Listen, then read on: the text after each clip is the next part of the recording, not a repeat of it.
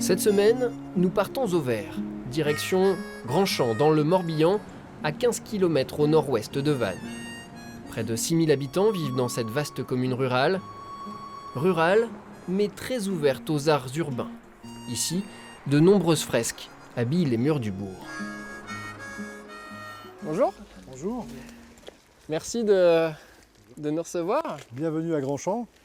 Bon, c'est étonnant toutes ces fresques ici dans cette commune rurale, on va dire, à l'image rurale en tout cas. Ouais, c'est vrai qu'on n'est pas habitué, mais enfin nous on a une ruralité un peu particulière ici, une ruralité non seulement assumée, une ruralité qu'on revendique, et on est en train d'imaginer une ruralité augmentée où on pourra trouver en milieu rural à peu près tout ce qu'on trouve dans des grandes villes en termes de culture, en termes d'offres culturelles pour nos habitants. La commune a un vaste projet de restructuration de son centre-bourg. Elle est en cours d'acquisition de plusieurs bâtiments qui seront plus tard détruits. En attendant, c'est un centre culturel éphémère qui est installé là. Il a été baptisé la Villa Grégam. Il s'y passe beaucoup de choses. Des artistes viennent notamment s'y relayer régulièrement. Donc là, on arrive à l'atelier partagé du coup.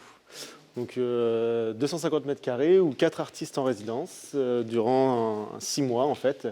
Développent leurs activités ici, donc en partageant l'espace. En avril 2017, c'est Kiwi, un graffeur international qui a posé ses valises quelques jours à Grandchamp. Sa plus grande création, c'était à Dubaï. Et le voilà ici, suite à un projet proposé par des citoyens dans la boîte à idées de la mairie. Évidemment, ça attire les curieux. Très bon souvenir ça. Ouais, c'était vraiment chouette. Alors derrière tout ça, derrière les clins d'œil, etc., il y a quand même un enjeu, un vrai enjeu pour vous. C'est quoi? Derrière ça, il y a le bien vivre ensemble. Je crois qu'on vit en ce moment des fractures territoriales, des fractures sociales, des fractures économiques. À l'échelle d'une commune de 5-6 000 habitants, on peut encore maîtriser le bien vivre ensemble.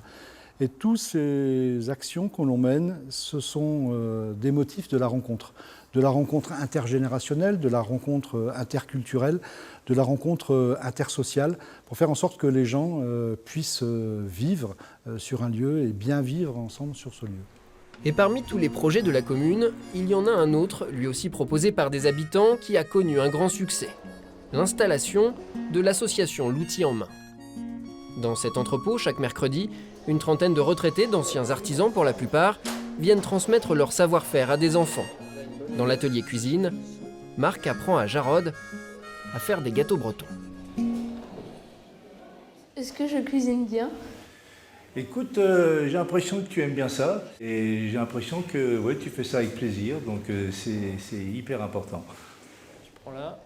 À l'atelier bijouterie, Robin, lui, est en train de fabriquer un petit pendentif pour sa maman. Alors explique-moi ce que tu es en train de faire.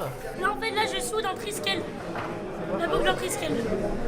Depuis que tu viens ici, t'as appris quoi par exemple? J'ai appris à utiliser les chalumeaux, à souder.